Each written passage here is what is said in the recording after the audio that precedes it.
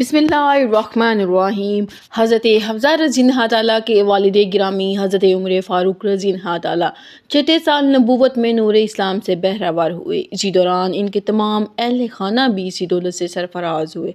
حضرت حفصہ بنت عمر کی اب اس منزل پر پہنچ چکی تھی جہاں لوگ اپنی بچیوں کی شادی کرتے، چنانچہ بیٹی کے رشتے کے لیے ان کی نظر انتخاب حضرت خنیس بن حذیفہ رضی اللہ تعالیٰ پر پڑی۔ چنانچہ دونوں کی شادی کر دی گئی۔ وہ ہنسی خوشی زندگی کے دن گزارنے لگے۔ اسلام اور کفر کی پہلی بڑی بھیڑ میدان بدر میں ہوئی۔ اس دن رمضان المبارک کی 17 تاریخ 2 سال ہجری تھی۔ اس غزوے میں حضرت حذیفہ بنت عمر فاروق کے شوہر حضرت خنیس بھی شامل تھے۔ بڑی جوان مردی سے دشمنوں کے خلاف لڑے، خوب لڑے، دشمنوں کو بھی مارا اور خود بھی زخم کھائے، اتنے زخم کھائے کہ چور چور ہو گئے۔ اسی حالت میں انہیں مدینہ منورہ واپس لایا گیا جہاں غزوہ بدر میں کھائے ہوئے زخموں کی بدولت جام شہادت نوش کیا۔ جب حضرت حفصہ رضی اللہ تعالیٰ اپنے خاوند کی محبت سے محروم ہوئی تو اس وقت ان کی عمر 21 سال تھی۔ جب عدت کی مدت ختم ہوئی تو اپنی جوان بیٹی کے عقد کی فکر ان کے والد گرامی حضرت عمر فاروق کو ستانے لگی۔ تمنا تھی کہ جلد سے جلد ان کا عقد کر دیا جائے۔ وہ اس تلاش میں تھے کہ کوئی قابل اعتماد رفیق مل جائے۔ میرا خیال ہے مجھے عثمان سے بات کرنی چاہیے۔ اس خیال کے آتے ہی ان کے دل و دماغ میں اطمینان کی لہر دوڑ گئی۔ پھر وہ حضرت عثمان کی طرف چل پڑے۔ وہ اس وقت گھر پر ہی تھے۔ بڑے ارتقاب اور محبت سے حضرت عمر فاروق کو ملے۔ ایک غرض تمہارے پاس لے آئی ہے۔ حضرت عمر نے گفتگو کا آغاز کیا۔ تم جانتے ہو حفصہ بیوہ ہو چکی ہے۔ میں چاہتا ہوں تم اس سے شادی کر لو۔ مجھے سوچ کر جواب دو۔ پھر حضرت عمر فاروق دوبارہ حضرت عثمان غنی سے ملے۔ انہیں یقین تھا کہ عثمان ہاں میں جواب دیں گے۔ کیا سوچا آپ نے حفصہ کے بارے میں؟ حضرت عمر فاروق نے پوچھا۔ حضرت عثمان کہنے لگے، فی الحال میرا نکاح کرنے کا کوئی ارادہ نہیں۔ یہ جواب حضرت عمر فاروق کی توقع کے خلاف تھا۔ پھر وہ حضرت ابوبکر صدیق کے گھر کی طرف چل پڑے۔ دونوں بڑے پیارے دوست تھے۔ تھوڑی دیر حضور صلی اللہ علیہ وآلہ وسلم کا ذکر کرتے ہوئے سکون حاصل کیا۔ پھر حضرت ابوبکر نے کہا، عمر کس کام سے آئے ہو؟ حضرت عمر فاروق نے جواب دیا، آپ تو جانتے ہیں حفصہ بیوہ ہے۔ بالکل جانتا ہوں، تم اس کو اپنے عقد میں لے لو، حضرت عمر فاروق نے کہا۔ اور غور سے حضرت ابوبکر صدیق کا چہرہ دیکھنے لگے۔ ان کی آواز سننے کے لیے منتظر تھے، لیکن حضرت ابوبکر نے اس بات کا کوئی جواب نہ دیا اور خاموش ہو گئے۔ پھر حضرت عمر فاروق اٹھے اور چلے گئے۔ انہیں اپنے دوست اور دینی بھائی حضرت ابوبکر صدیق کی خاموشی پر سخت تعجب تھا۔ وہ سوچ بھی نہیں سکتے تھے کہ ان کا دوست ایسا رویہ اختیار کرے گا۔ دماغ میں پھر سوچوں کا ہجوم ہونے لگا۔ نظروں کے سامنے کئی چہرے گھومنے لگے۔ وہ سوچ رہے تھے اب کون ہے جس سے حفصہ کے لیے بات کی جائے۔ بیٹی کے مستقبل نے انہیں گہری سوچوں میں مبتلا کر رکھا تھا۔ ایک دن وہ بارگاہ نبی صلی اللہ علیہ وآلہ وسلم میں حاضر ہوئے اور عرض کی، یا رسول اللہ صلی اللہ علیہ وآلہ وسلم، میں نے حفصہ کی شادی کے لیے عثمان سے کہا تو انہوں نے صاف انکار کر دیا۔ ابوبکر سے اس ضمن میں بات کی تو انہوں نے چپ سادھ لی۔ تو حضور صلی اللہ علیہ وآلہ وسلم نے ارشاد فرمایا، فکر نہ کرو، حفصہ کی شادی اس شخص کے ساتھ ہوگی جو ابوبکر اور عثمان سے افضل ہے، اور عثمان کی شادی اس خاتون سے ہوگی جو حفصہ سے بہتر ہوگی۔ اپنے نبی صلی اللہ علیہ وآلہ وسلم کی بات سن کر حضرت عمر فاروق کو اطمینان قلب ہوا۔ پھر حضور صلی اللہ علیہ وآلہ وسلم نے اپنے غلام اور جانثار حضرت عمر فاروق سے کہا، تم اپنی بیٹی کی شادی میرے ساتھ کر دو۔ اللہ اکبر، اس سے بڑھ کر اور کیا خوش قسمتی ہو سکتی ہے۔ پھر حضرت عمر فاروق نے اپنی بیٹی کا نکاح حضور صلی اللہ علیہ وآلہ وسلم کے ساتھ کر دیا۔ 400 درہم مہر مقرر کیا۔ وہ حرم نبی صلی اللہ علیہ وآلہ وسلم میں داخل ہو کر ام المؤمنین کے اعزاز سے سرفراز ہو گئی۔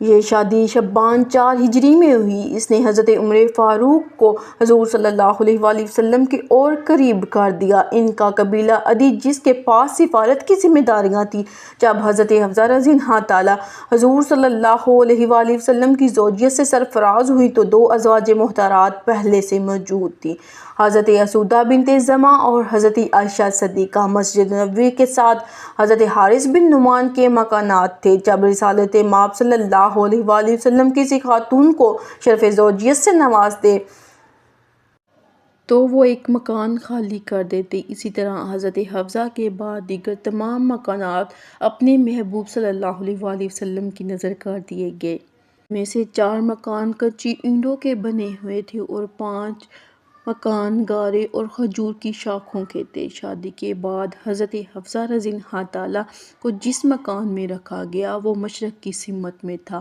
ام المومنین حضرت عائشہ صدیقہ اور حضرت حفصہ کے درمیان گہری دوستی تھی، وہ ایک دوسرے کے بہت قریب تھے۔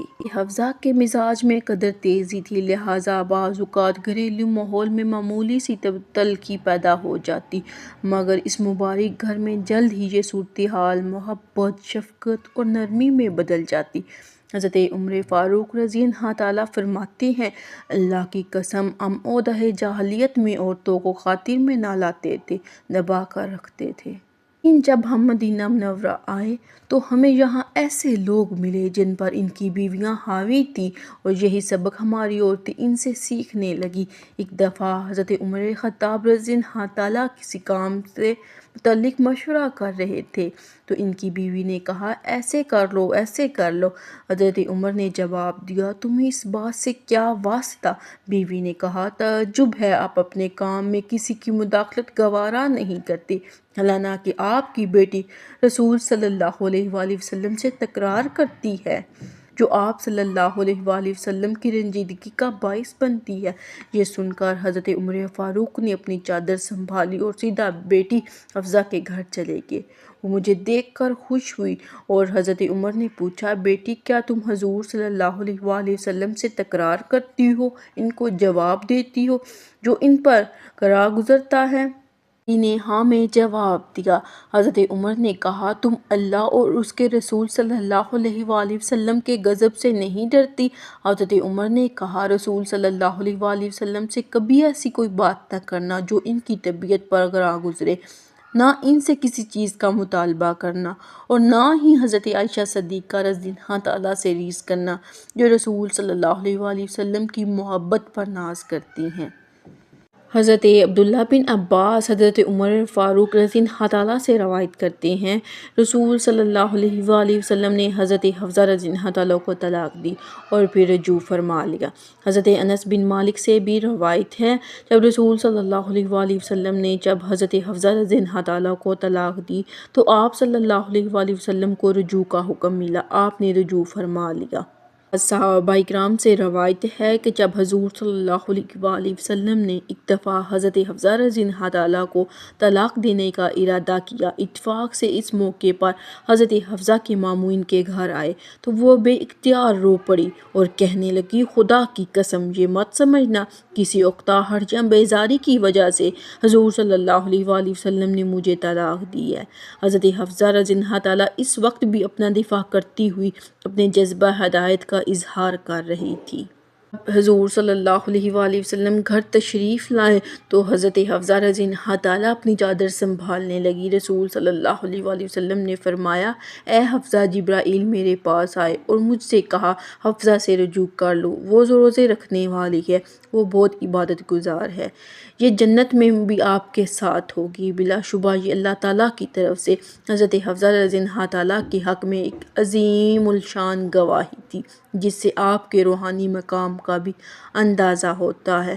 دوسری روایت میں ذکر ہے کہ جب حضرت حفصہ رضی اللہ تعالیٰ کی طلاق کی اطلاع جب حضرت عمر فاروق رضی اللہ تعالیٰ کو پہنچی تو انہوں نے سخت فکر مندی کے عالم میں اپنے سر میں خاک ڈالی اور کہا، جب میری بیٹی اور رسول صلی اللہ علیہ وآلہ وسلم کے عقد میں نہیں رہی تو اللہ عمر کی کیا پرواہ کرے گا۔